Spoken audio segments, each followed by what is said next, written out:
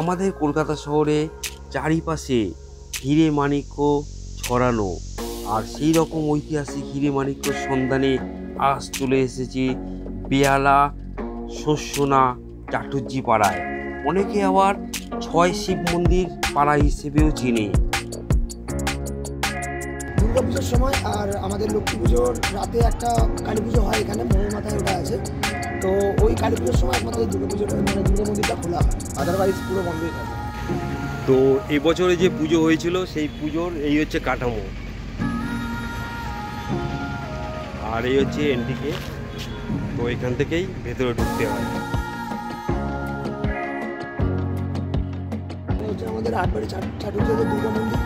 এই মন্দিরটা কম করে না হলো 300-350 বেশি পুরনো। হাই পরিবার, সকলে ভালো আছে, সুস্থ আছো? আর একটা নতুন ভ্রমণের গল্প নিয়ে আমি বাবলু চলো ঘুরিতে সবাইকে স্বাগত জানাই।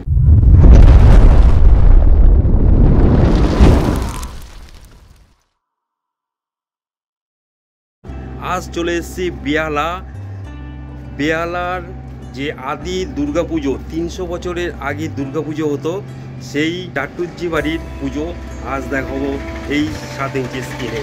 আপনার সঙ্গে থাকুন।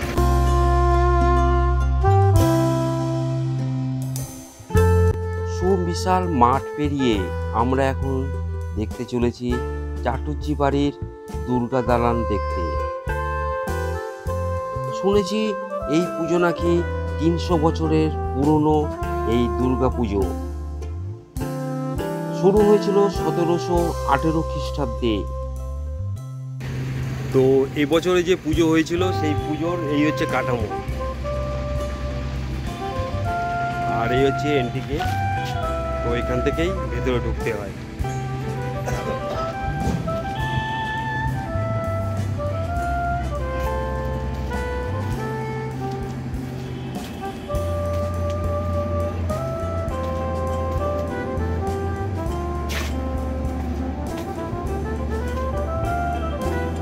আর সামনে হচ্ছে এরকম জঙ্গল টাইপের, হয়তো দুর্গাপুজোর সময় এখানটা পরিষ্কার করা হয়।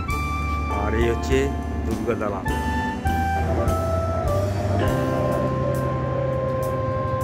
আচ্ছা, এটা হচ্ছে আমাদের আটবাড়ি চাটুজ্জিদের দুর্গা মন্দির। এই মন্দিরটা কম করে না হলো 300-350 বেশি পুরনো। শুধুমাত্র 6 মাসে এই মন্দিরটা বন্ধই থাকে, শুধু দুর্গা পুজোর সময় আর আমাদের লক্ষ্মী পুজোর রাতে একটা কালী পুজো হয়, এখানে মোড়ের মাথায় ওটা আছে। তো ওই কালী পুজোর সময় একমাত্র এই দুর্গা পুজোর মানে দুর্গা মন্দিরটা খোলা হয়, আদারওয়াইজ পুরো বন্ধই থাকে।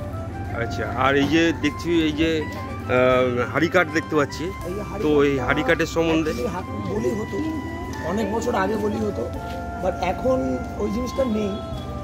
শুধুমাত্র এটা পুজোর জন্য রেডি করা, কারণ এখানে আরও অনেক জিনিস আছে যেগুলো। তাও বলিটা বন্ধ হয়েছে কত, মানে তাও কত বছর হবে? তাও বলি বন্ধ হয়ে গেছে নাও 100 ইয়ার্স।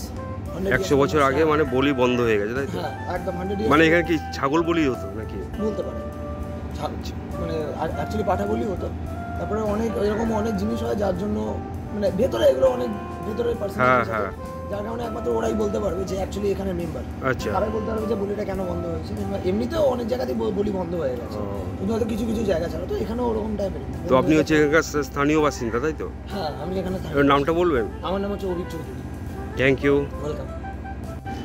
তো আমরা এখন চলে এসেছি 300 বছরের পুরনো আদি দুর্গা মন্দির। তো এই হচ্ছে দুর্গাপুজোর দিনই হচ্ছে এই মন্দিরে দুর্গাপুজো হয়।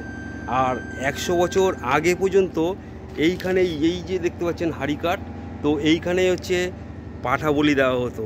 ভাবতে পারছেন 300 বছর পুরনো এই দুর্গা মন্দির। এখন খালি দুর্গাপুজো হয়, দুর্গাপুজোর দিনই হচ্ছে দুর্গাপুজো।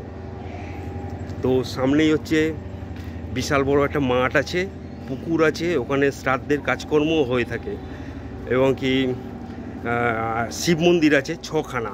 চলুন আমরা দেখি।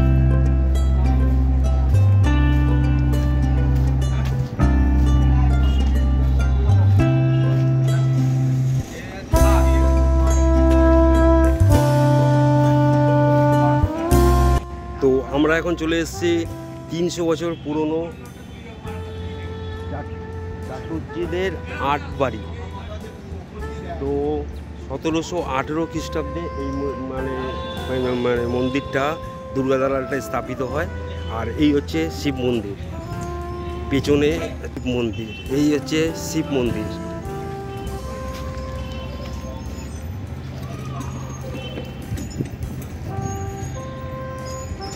আর এই শিব মন্দিরের সামনেই হচ্ছে বিশাল বড় একটা পুকুর।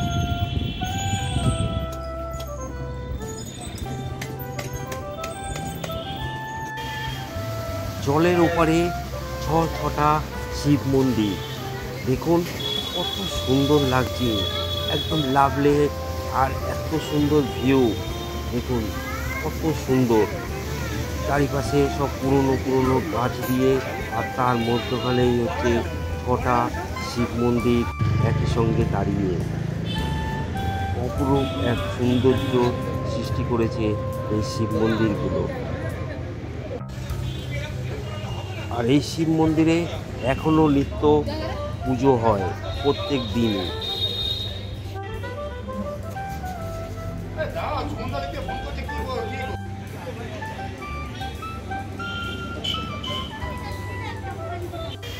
তো এই ছিল আজকের গল্প।